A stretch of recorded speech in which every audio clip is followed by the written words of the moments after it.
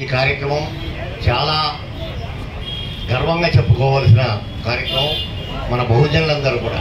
ఎందుకంటే వీరత్వం చూపించింది బహుజనులు, అందలాలెక్కింది దోపిడీ కులాలు. కాబట్టి ఆ దోపిడీ కుల నాయకుల కోసం బలైంది ఎన్నో కంటాలు. పాటుంది. అలాంటి పాటలు మీరు చాలా వినుంటారు, కానీ ఆ కార్యక్రమాల్లో మనం పాల్గొనడానికి ఇంకా కూడా మనం ఆసక్తి చూపలేకపోతున్నాం. మన నాయకుల కార్యక్రమాలు, జయంతులు, వర్ధంతులు ఎన్నో చేయాల్సిన అవసరం ఉంది. అలాంటిది మనం ఆ స్ఫూర్తి తీసుకోకుండా ఇంకా కూడా ఈ దోపిడీ కులాలకి, అత్యధిక సంపన్న వర్గాలకి ఇంకా జెండాలు మోస్తూనే బతుకుతున్నాం. మనం దాన్ని కొద్దిగా వదిలించుకొని బహుజనులందరూ ఐక్యమై మన బీసీలకు రావాల్సిన వాటాల కోసం మనమెంత, మన వాటా ఎంత అని చెప్పేసి తేల్చుకోవాల్సిన సమయం ఆసనమైంది. ఇంకా చేస్తుంటే ఇప్పుడు 175 సంవత్సరాలు పూర్తయింది.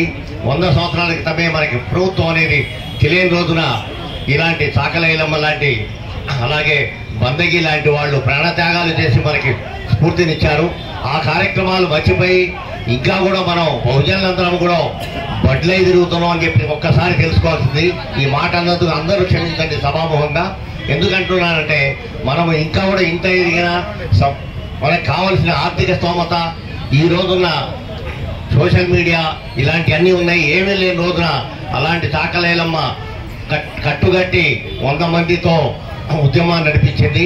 మరి అలాంటి పరిస్థితుల్లో మనం ఇంత సోషల్ మీడియా పెరిగి ఇంత స్వేచ్ఛావాయువు నుండి కూడా మనం స్వేచ్ఛ అనుకుంటూ కోరుకుంటున్నాం, కానీ ఎక్కడ స్వేచ్ఛ లేదు. ఆ స్వేచ్ఛని మనం అనుభవించాలి అంటే మన బహుజనులందరూ కలిసికట్టుగా ఒక్కసారి పిడికిలు బిగించి ముందుకు రావాలని చెప్పి కోరుతూ, ఇలాంటి కార్యక్రమం చేయడానికి మనకి గొప్ప అవకాశం కలిసి వచ్చింది.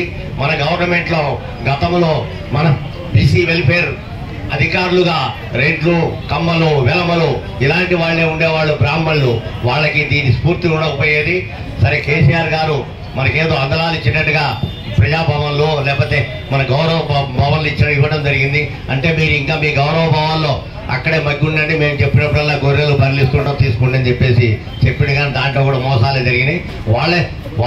వాళ్ళకే నిధులు, ఆర్థిక నిధులు ఏర్పడ్డాయి, కానీ మన వాళ్ళకి ఎవరికేమి జరగలేదు. ఈ సందర్భంగా మన బీసీ కులాలకి వెల్ఫేర్ ఆఫీసర్గా వచ్చినటువంటి గుడికందుల జ్యోతి గారికి కూడా మా కార్యక్రమాలు మంచిగా ముందుండి కార్యక్రమాలు నిర్వహిస్తున్నందుకు మా బహుజనుల తరఫున అభినందనలు తెలియజేస్తూ ఈ అవకాశం కల్పించారు.